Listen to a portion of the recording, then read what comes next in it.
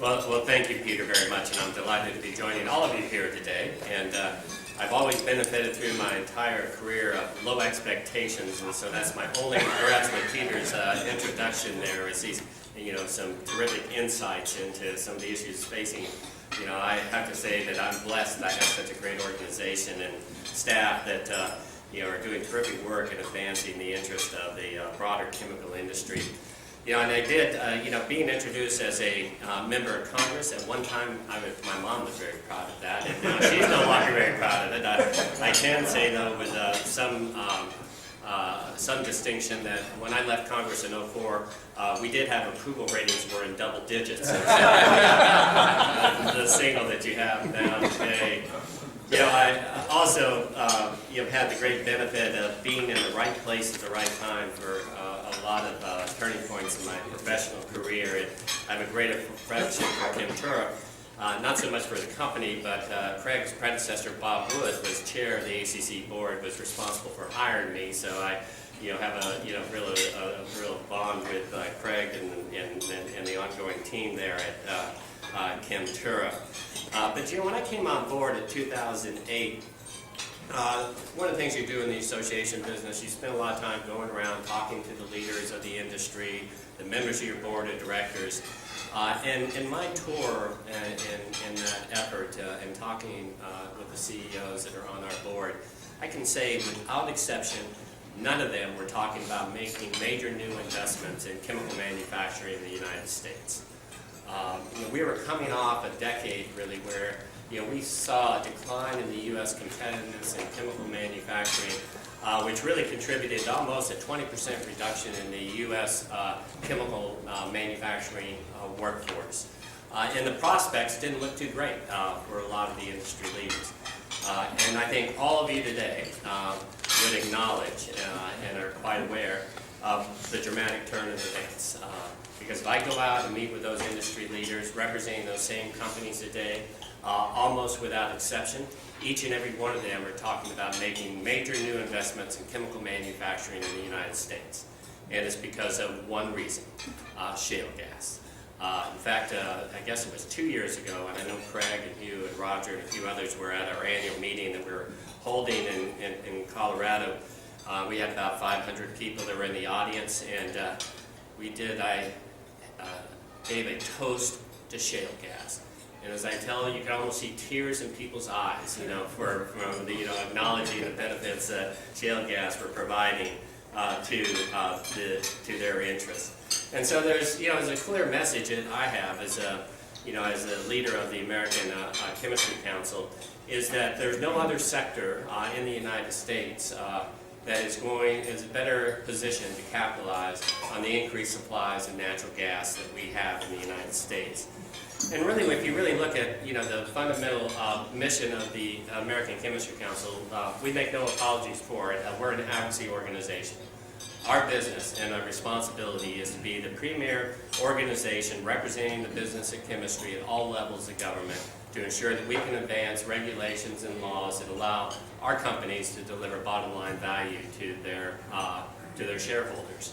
And part of what we looked at when we were trying to tell the story of the shale gas, how do we tell this story and complete a narrative which makes the opportunities and the benefits of shale gas and increased supplies of natural gas more relevant to more constituents across the spectrum of our general population. And that's where we engaged in a number of efforts to develop some studies, and we worked closely with IHS and have jointly funded some studies with the American Petroleum Institute to develop the information and data that allowed us to make a compelling story in terms of the benefits of natural gas and the unique opportunity that we have in the United States.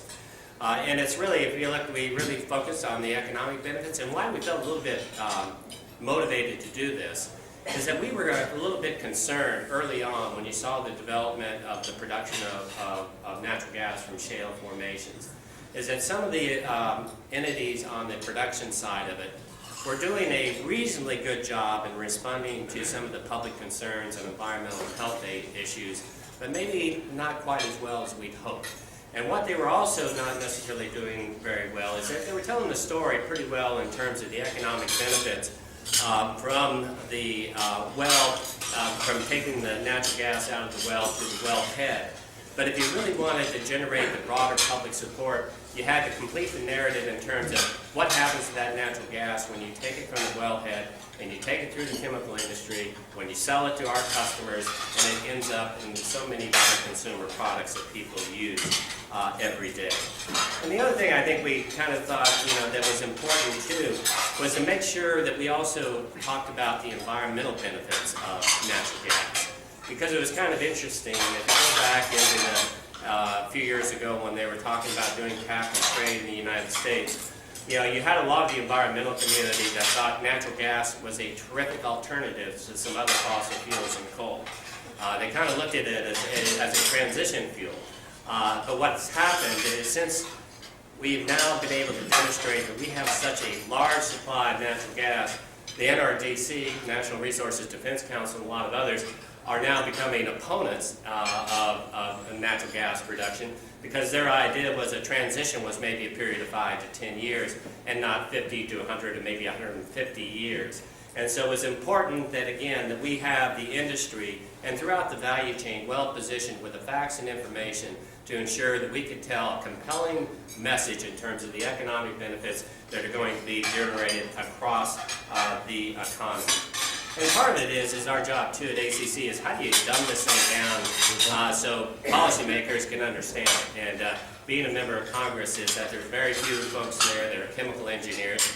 I certainly wasn't one. I wasn't hired because I was a chemical engineer. I do tell the story though. My daughter graduated as a chemical engineer, but I quickly acknowledge to everyone that just goes to show you there's deviation in the gene pool. I was hired on the policy front, and and part of our challenge was there, how to explain the benefits and the opportunities here. And and really, one of the underlying messages that we use a lot is that natural gas is to the chemical industry as flour is to bakery.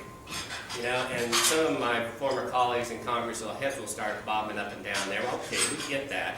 And so when we can tell the story in terms of the tremendous price advantage we have in natural gas, they understand that this has, a lot of benefits and opportunities in the United States. And this is some of the data that we prepared and also some of the data that IHS has done as well. We have done a number of studies in terms of the running total of capital investments that we're anticipating in the United States. We released a report in March and we've updated it a couple times. As of November 7th, we have identified 135 projects that would constitute about $90 billion in new capital investment in the United States.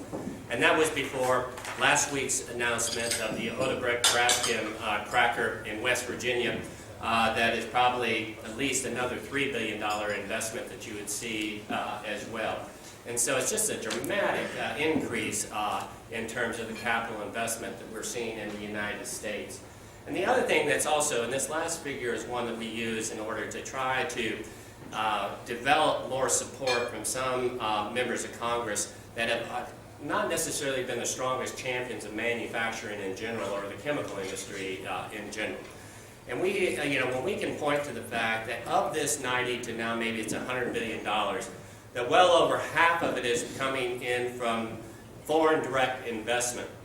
We're not talking about this industry being in a position where we're offshoring. We're inshoring capital investment in the United States in chemical manufacturing. And it doesn't matter if you're our ACC member that is in Western Europe, that is in Brazil, that is in South Africa. They're all making new investments here in the United States. And that's a compelling story to tell policymakers to make them more inclined to support the regulations that allow us to maximize the development of natural gas. And the other thing, you have a lot of, some of the NGO community out there say, well, is this going to be a sustained opportunity? I mean, you hear a lot of studies that some of the NGOs are using, this would be environmental groups, trying to say, well, the decline in the shale gas production in the fields is very rapid. There's no way we're going to end up with this supply. Well, again, we utilize Dooley and IHS's data, where they have identified that we have a 30-year supply of natural gas that can be extracted below $4 an MMBtu. We never had it so good. And the reason why that is so very important, and again, I think a lot of you understand that, is that, again, we benefit from the liquids in the United States chemical manufacturing. It's almost 85% of the feedstocks that we use in the United States are based on natural gas liquids, ethane. And if you look at the balance of the world in chemical manufacturing, about 75% of their feedstock is oil-based, naphtha. And we have generally, historically, been in a competitive equilibrium where you would be indifferent from sourcing your feedstock as natural gas or ethane versus naphtha and oil. If you had a price differential of about 7-to-1. So if you had a $4 MBDU of natural gas, that would correlate to about a $28 barrel of oil. Well, today we're looking at $3.50 to $3.75 natural gas, and we're looking at, maybe today it's $95 oil. It was a little bit higher a week ago or so. We're looking at it almost at 1 to 30, or at least a 1 to 25 ratio. And again, we've never seen this, price advantage historically, certainly in the last couple decades.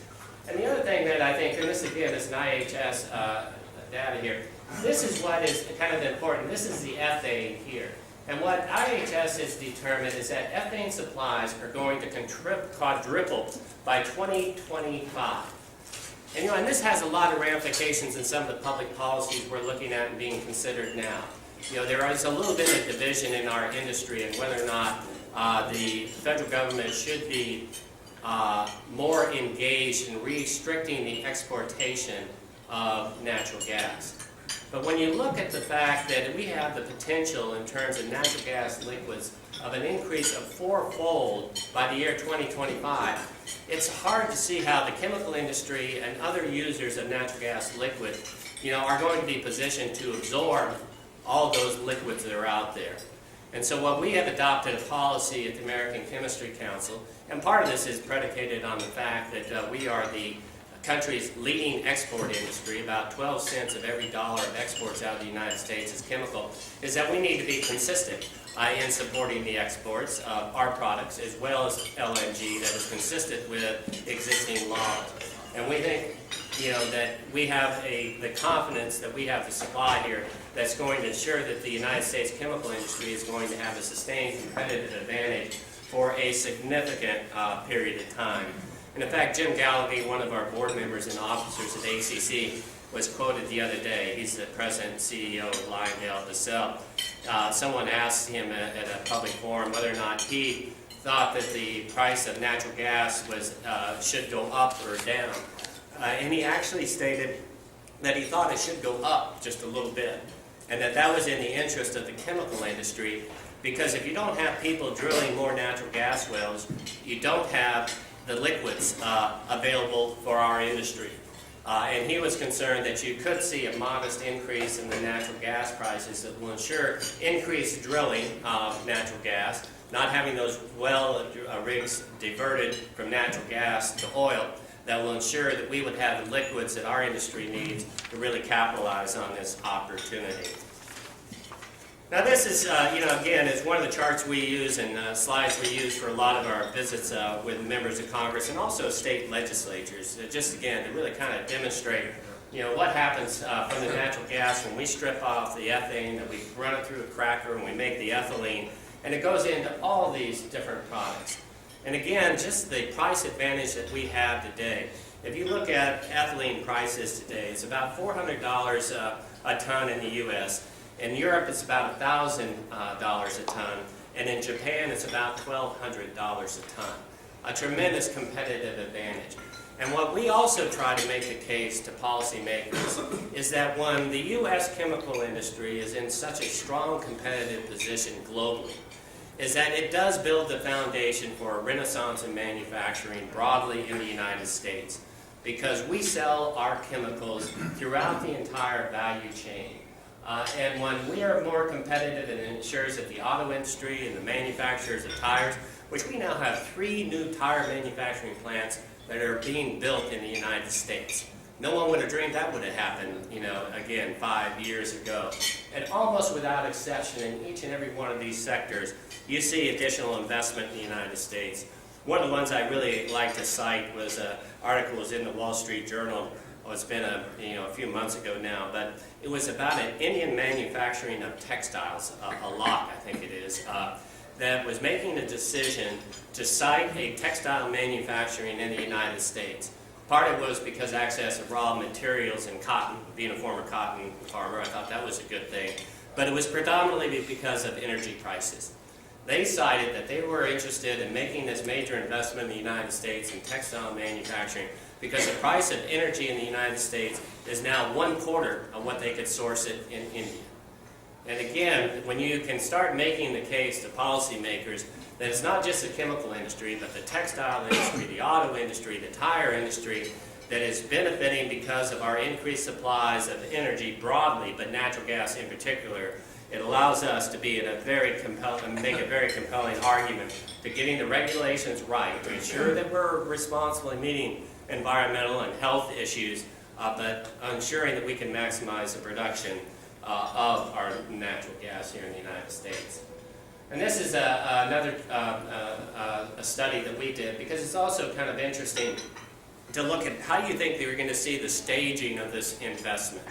And it's happening very, very rapidly. And this is based on the $90 billion that we have identified to date. Is that we see, the peaking in about 2016, relatively soon. And so you're going to see a pretty rapid flow of investment. And of this $90 billion, what we're anticipating at this time by our calculations is almost 80% of it will occur in the Gulf, in the traditional petrochemical belt. The Braskem, Odebrecht Braskem was a terrific development for West Virginia. Shale is still assessing the Pennsylvania site. I would love to have both of those come on board because it expands the number of elected officials that will see direct, tangible benefits from the chemical industry, and we need some help in more of the manufacturing in the urban areas up in Pennsylvania. So we'll wait and see if Shale will join with Odebrecht, what they're doing in West Virginia. But it's going to be a fairly rapid increase in this investment. And this also poses other challenges to the industry. When you have so much of this going in down in the Gulf, Louisiana is a good example, is that our partner and sister association, the Louisiana Chemical Association, did an assessment of how many skilled tradespeople were they going to need by the year 2016. And they calculated just in the next 4 years, they did the study just the end of last year, they were going to need 36,000 skilled tradespeople, welders, pipe fitters, electricians, just to build the facilities they needed in Louisiana. And unfortunately, every welder is now in North Dakota in the Bakken, working the Bakken fields, and there's not this skilled workforce. And so there's got to be a collaborative effort to generate these skills to build these facilities that this demand is certainly is going to result in. And this is another, just in terms of what we think will happen in terms of the increased output from the chemical industry on an annualized basis. And what we're looking at is by 2020, that you'll have chemical and shale-related investments that will generate about $67 billion in new chemistry industry shipments. And so a significant annual contribution to our GDP, and we intend that is going to continue. And this is another chart I used to really kind of graphically demonstrate to some of the folks we're trying to convince on the regulatory front, is that if you look at where the competitive position, we did a calculation in terms of how has the global competitive position of the United States changed over the last about 10 years or so. In 2005, we were clearly one of the high-cost producers of chemicals.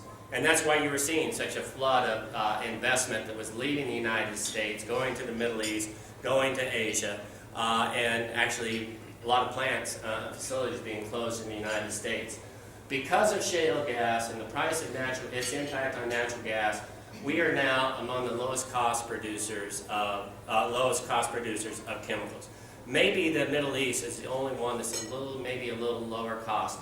And it's questionable how long they're going to maintain that price advantage with some of the intricacies and demands in terms of they're more oil-based, whether or not they can develop natural gas from fracking, because each of these regions that we're competing with has significant impediments to replicate and emulate what we've done with shale gas here in the United States. The Middle East has water challenges. Not to say that our industry won't develop some new technologies that allow you to frack without water, but it's a ways off.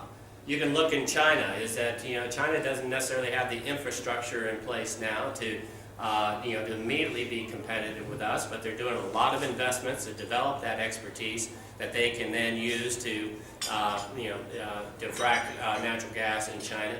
I use one example is that, from my perspective, one of the world's most expensive internships ever in history was the $2.7 billion investment that Sinopec made in Devon Industries, Devon Natural Gas, where they bought into that, where they're going to school with Devon to figure out how they can learn the technology to frack shale in China and take it back home. But it's still going to be a significant time period before they'll be able to be successful on that front.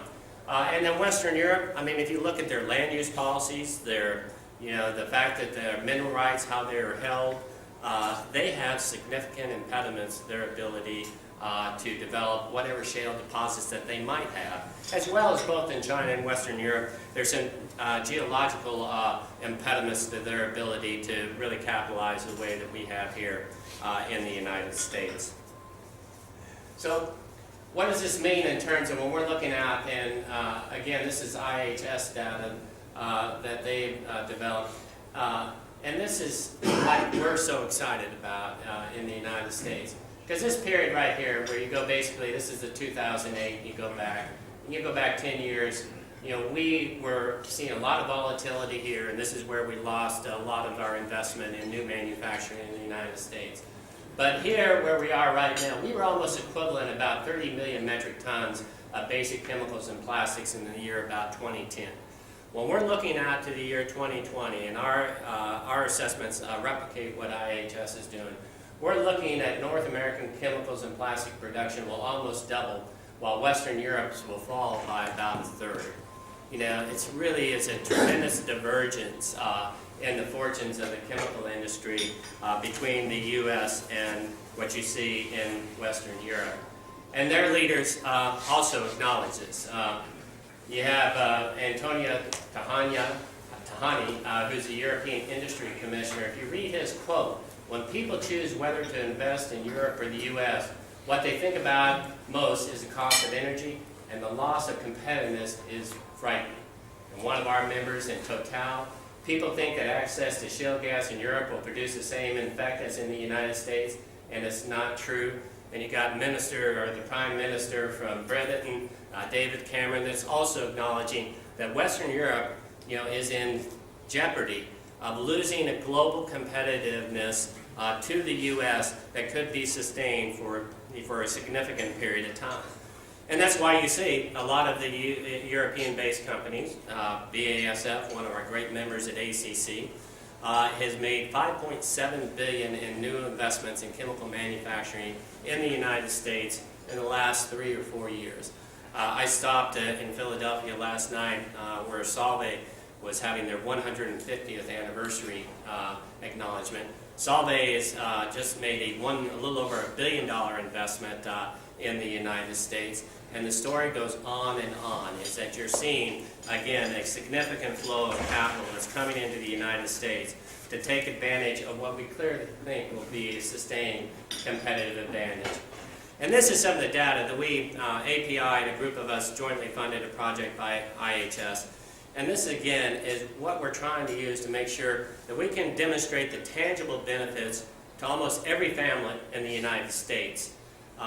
When I was in Congress, and as I said, I left in 2004, during that, I was there for 14 years. During that period of time, there was not a conversation that anyone took seriously about the United States becoming, if not energy secure, energy independent.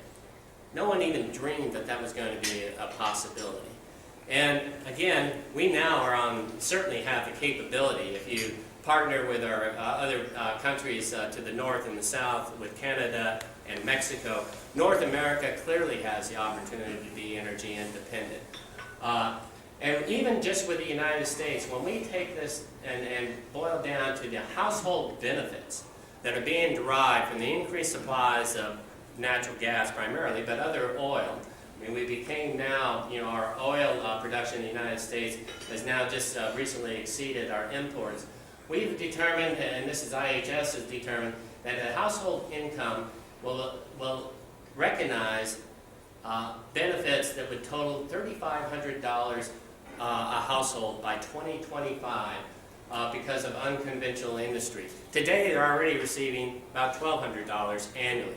And this is primarily from the reduced energy costs from heating, as well as some of the economic benefits, but it's really on the energy side. And when you look at the jobs potential, we're talking about almost 4 million jobs by 2025, up from 2.1 million. Trade, we're going to see a significant increase in our net trade balance in the chemical industry. And on an annual basis, we look to see an increase about 5 to 600 billion contribution to our GDP, total country GDP, that can be directly correlated to the increased supplies of energy, predominantly natural gas in the United States. I'm going to skip by that slide there. And this is, again, where we really try to make the case to policymakers. When you're talking about an economy that is struggling to deal with our unemployment, if we get the regulatory policies right on energy production and natural gas, we can see 537,000 additional jobs generated because of the contributions of the chemical industry and our increased production. This generates about $201 billion contribution to the GDP, and also, importantly, to a lot of federal, state, and local entities. Generates, from our calculation, about $14 billion in increased tax revenues, simply because of the investments of the chemical industry and how they ripple through the entire economy. So it really is just a great news story, providing we get the policy right. And that's where, one of my jobs also with ACC is to be a part of what we call the International Chemical Council Association. And there's usually a few members of our board that participates in this, and I've been doing this since I came on board in 2008. And when I go over in 2008, whether it was with Dave Weidman, who used to be the president of Celanese, or Steve Pryor with ExxonMobil's Chemical, we would go over there and we would get hammered by our EU colleagues in the industry, saying, well, you needed to adopt REACH, their chemical management program. You needed to adopt our cap and trade type of approach there. And we would, say, not so fast here. We think that there's a better way to do this would also contribute to meeting the same environmental objectives. And my point here is that regulations matter. It's not just an accident that BASF, Syngenta have all moved their research and development of genetically modified plants into Research Triangle in North Carolina. They did it because of the regulatory policy that was promulgated in the EU that didn't accept and didn't allow those products to be marketed freely in the EU. And so we have to be careful that not only on the regulatory front we get our policies right there, but again, clearly focus on the energy side of it.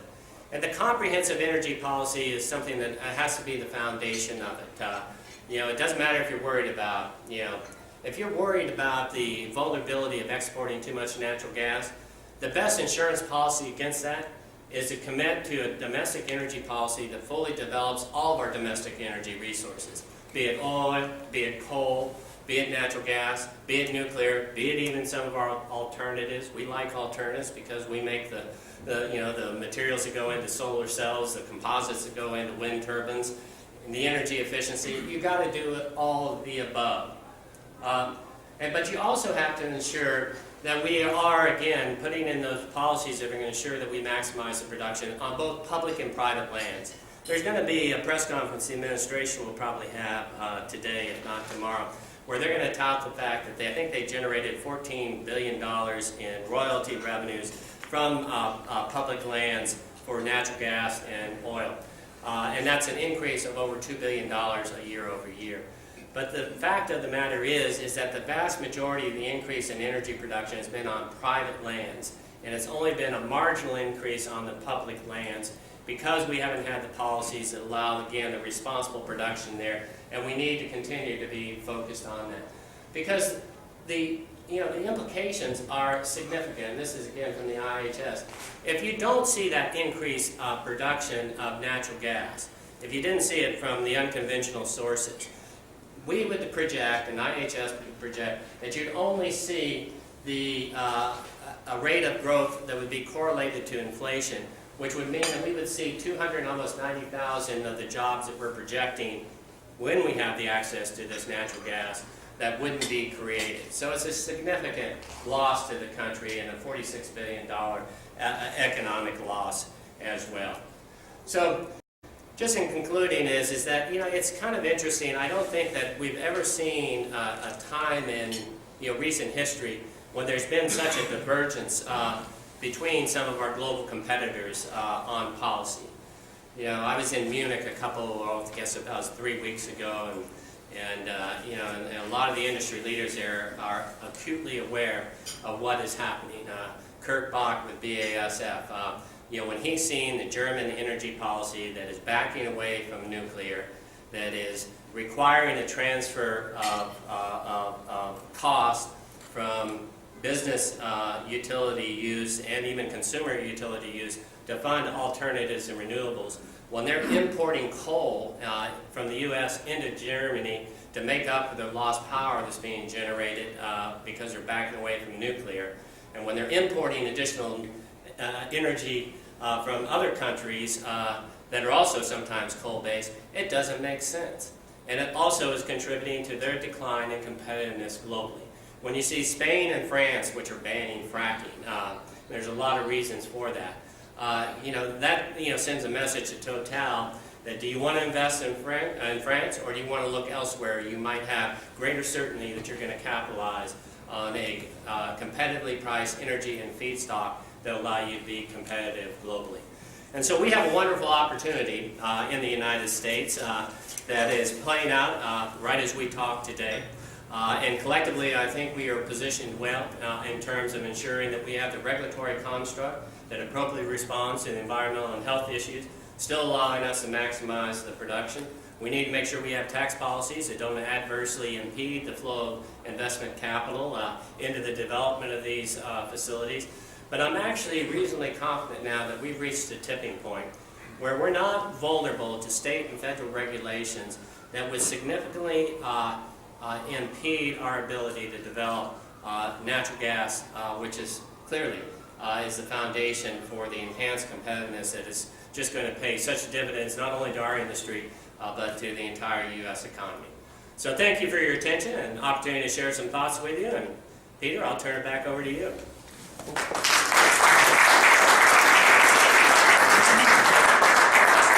What I'd like to do is